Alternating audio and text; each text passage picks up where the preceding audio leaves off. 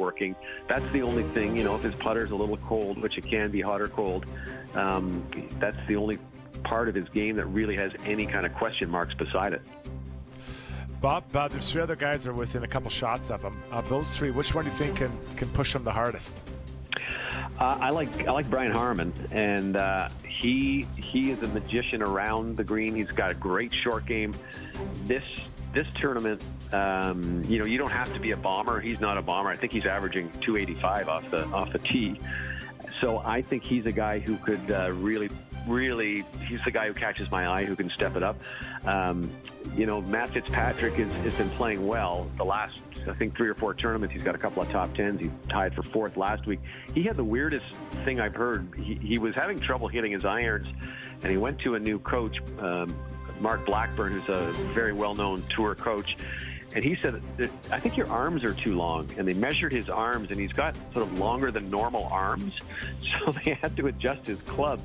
And now he's hitting his irons perfectly. He said he couldn't find the face of his irons before, but they measured his arms. I've never heard anyone with arms that were too long. So that's an interesting one to me, for sure. Maybe that's my issue. I'd be on tour. I just need to get my arms, figured out. I like watching Harman. I was chatting with a buddy of mine today, and he said he loves watching him because he just finds it funny, with the, the waggles, and there's no rhyme or reason for it. It's not like it's 6 waggles and go. Sometimes it's 3 waggles, then the next time it's 15. I find it painful. Like, as a guy that does waggle a little bit, but I'm not a pro, so no one's subjected to my garbage. I can't do it again, Bob. Like, a 2-time Open winner with those waggles, I can't do it again with Harman. The only reason I want him to win is because he told me, I was at the Travelers Championship a few weeks ago, and I'd asked him about winning the claret jug, and I said, did you have a couple of sips out of it? And he says, the people from the RNA told me I brought it back in the worst condition it's ever brought it back in, because we drank so much out of that thing. So that would be a good reason. Just the celebration alone, that would be a little different than Scotty's. Yeah, I guess you're right. Maybe I got to give him another chance. I'll give Brian Harman another chance. With Bob Weeks, I saw you tweet out that Corey Connors, he made the cut right on the number, 1 over par. But it's been a pretty good run. Like, he's not going to win this week. He probably won't even be in contention. But he had the injury issue, obviously, at the U.S. Open, and appears to be back healthy. But a bit disappointing. Only one Canadian, and it's Corey, and he's right on the number. Yeah, it was disappointing, and I was searching around to try and find, what's the record for, when was the last time we didn't have a Canadian make a cut in a major? You have to go back to the U.S. Open in 2018. So these guys have been on a good run. And this year, we've had some guys who played pretty well at T5 for Penrith at the PGA, and I think Corey was in the top 10 at the Masters. So it's been a pretty good run with these guys, but a little disappointing. Those first rounds really took the stuffing out of them, and they'll regroup. But the bigger one to watch right now is in the other tournament. Adam Hadwin is in danger of losing his playing privileges if he can't get into the top 125. I think he's 130 right now, so he's got to have a good weekend on the B tournament, on the B circuit. Bob, do you see a Rory surge coming this weekend? I think he'll play well tomorrow. I'm not sure if he's got enough room to catch, or there's too much room maybe to catch Scotty. The thing about Rory is he's got to put the ball in the fairway a little bit more often and get some shots closer. Like his distance from the pin, or from the green, when he's on the green, the distance from the pin is really not. He doesn't have a lot of good looks for birdies. He's sort of putting from 30 and 20 feet all the time. So put the ball in the fairway, gives you a little chance to get it a little bit closer. I don't think he's far off from a good round. He's talked after the round sort of being semi-satisfied with how he was playing, but he's got to get that ball in the hole a little bit more often, and the way to do that is just hit the ball in the fairway, get it closer to the pin, and roll it in. It sounds easy, but I think you'll see him up near the top of the leaderboard. I still don't think he's going to catch Scotty, though.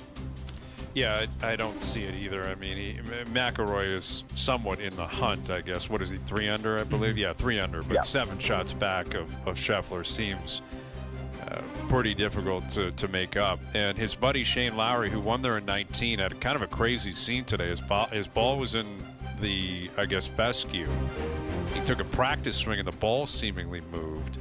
And I saw some video of him snapping all over that place. And he's got a reputation of this happy-go-lucky kind of, just out having a good time. I think that is completely inaccurate, the assessment of him. Like, he's a hothead on the course, Lowry. Oh, yeah. And yet that's his rep, like, just a good old guy having fun. Let's go out for a beer. I don't think that's who it is on the course, man. Like, in between the ropes, he's fiery, Shane Lowry. Yeah, he is pretty fiery, and I'll tell you, they took him into. They told him what had happened while he was on the golf course. And said, "Don't sign your scorecard till we get through." And they took him back in. I mean, I think if you look at the video very close, you can kind of see it oscillates a little bit. But he said he really couldn't see any kind of a movement. He didn't think it moved at all. He said, "But I don't want to be known as a cheater, so I took the 2-shot penalty."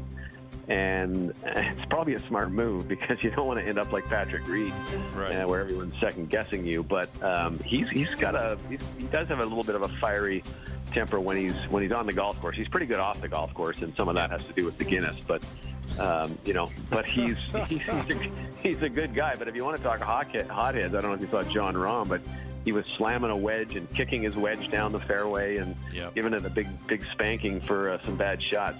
That wasn't too good. But there's some guys who leave it on the golf course, thank goodness. Yeah, and Rahm even par, so he's not going to do anything this weekend. DeChambeau made the cut. He's at 1 over, but Lowry's at even par even with that penalty. But, it's an interesting time in golf. Like you mentioned, Hadwin and, the Barracuda, I think, is where they're playing right now, the B tournament. Joel Damon's in that. Damon famously split up with his caddy this week, who, that was a pretty prominent story in that Full Swing Netflix doc. And Colin Morikawa's gone through multiple caddies, and Max Homa's gone through like 10 of them. Like, is this just normal behavior, or is it like uber competitive between player and caddy? Because there seems to be a lot of turnover on tour right now. Yeah, it's I don't think it's sometimes you got to remember too. Sometimes it's the caddy firing the player, right? And I think that's a certain situation with Colin Morikawa, who's not the friendliest guy. I don't think all the time. At least he's getting a reputation as that.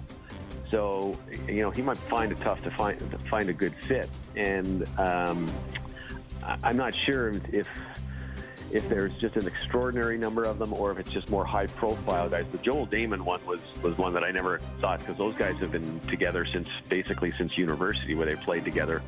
But Joel Damon's looking for a fresh start. He's looking for something. He needs a fresh face on the bag or some encouragement. Sometimes you just get stale, and these guys just do it for the sake of a change. So it's tough to figure out right now. It's a little bit like, grab a seat when the music stops and hope you have a golf bag somewhere along the line for the caddies. Big time. Big time. Bob, I'm wondering, how does that process work? Like, I'm guessing looking for a caddy, you don't just throw it up on Kijiji and say, hey, I'm looking for a caddy. So is it word of mouth? Like, how does that kind of come together when you're looking for someone? Or I might have a guy, or I might know someone. How does that fit together? Yeah, basically, if you're a tour caddy and you've got some history and some reputation, you let everybody know, and you let agents know, and then the agents will spread the word, and it circulates pretty quick. This is a traveling road show that goes from week to week, so if you're a pretty good name